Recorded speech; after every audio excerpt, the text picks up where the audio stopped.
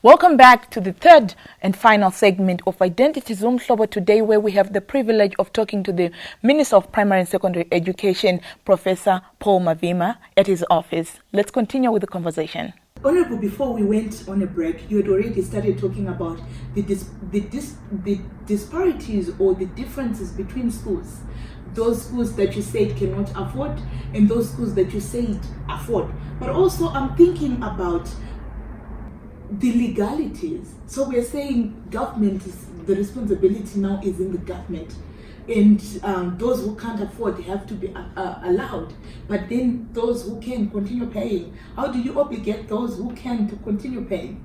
No, in fact, everything is taken care of within the bill itself, because the bill is saying we will provide state-funded basic education progressively, Right. which means that to a very large extent the reality of parents contributing directly through fees and levies will continue for some time until government has raised enough resources, has set up enough vehicles for that state-funded basic education to take effect.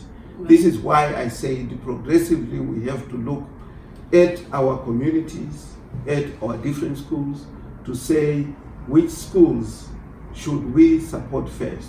Right. While we are also building our economy. Is government giving itself some actually practical within the bill? Is the bill going to spell out to say at such a certain time, within 3 years? Because I remember we submitted a paper that was suggesting that, to say within 3 years or within 5 years. No, the bill does not give a timeline. It only says progressively.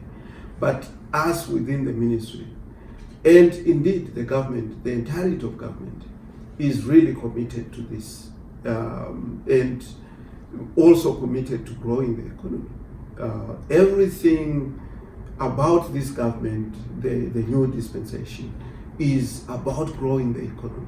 But also there's been a big problem of children failing to access their results just because they did not pay the last school fees. There is current road, Minister. Is there something you're doing to deal with this? You know, the non-access to results, and you refer to it as road, and indeed it is road. Because it's huge. It's huge. In actual fact, what schools should do in addressing the issue of non-payment of fees is what we have always cancelled. You need to sit down with the parents.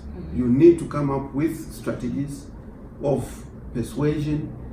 You need to use even the softer side of the law. We have cancelled schools to make arrangements with parents that those that are deemed to be able to pay are making payment arrangements, so that the issue of school fees, the issue of levies, is separated from the issue of examination fees.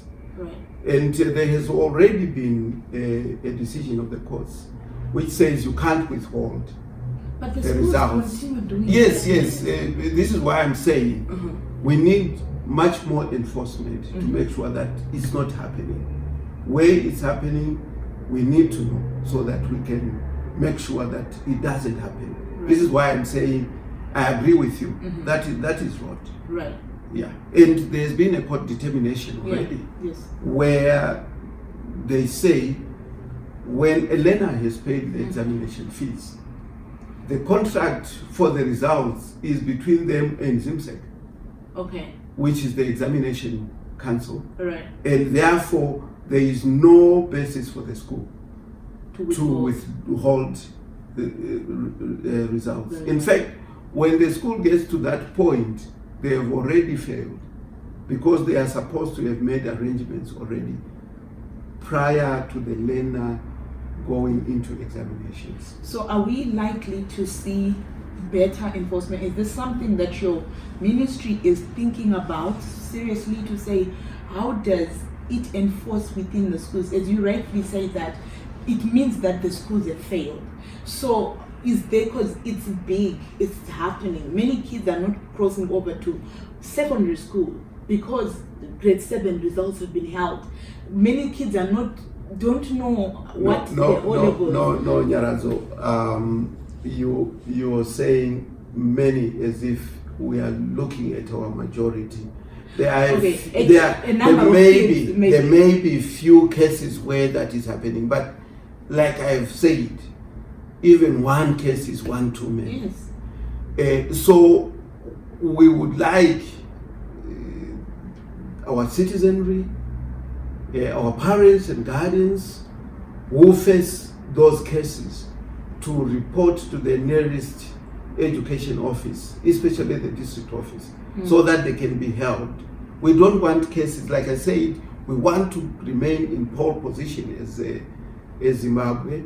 In Africa, we want to remain one of the most developed education system, as well as highest levels of literacy, highest levels of skilled human resources in the world.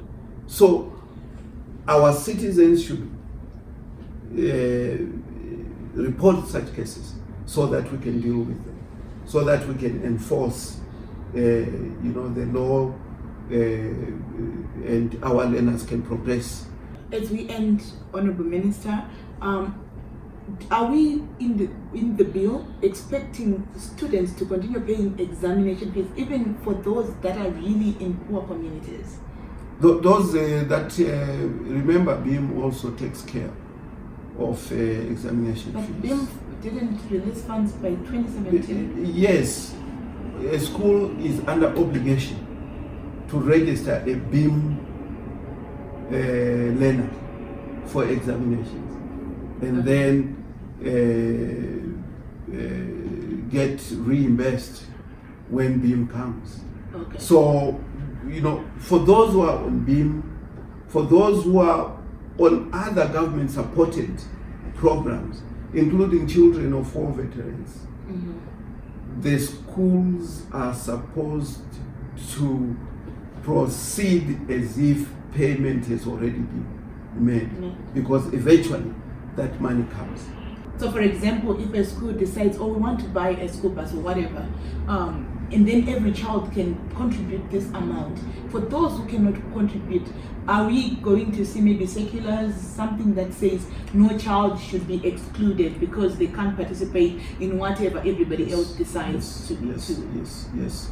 In fact, the passing of the bill and after it gets presidential assent is the start of a lot of statutory instruments and other instruments that will be used in order to fully effectuate the provisions of that bill.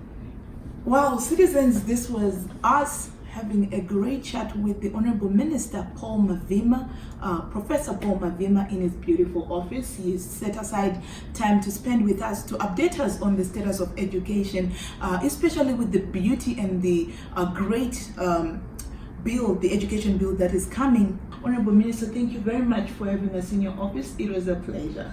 No, it was also my pleasure and honor for you to come. We are hoping by January 2020, every child will be in school, will not be discriminated, because this bill would have been passed as an act of parliament. Until next time, citizens, have a good one.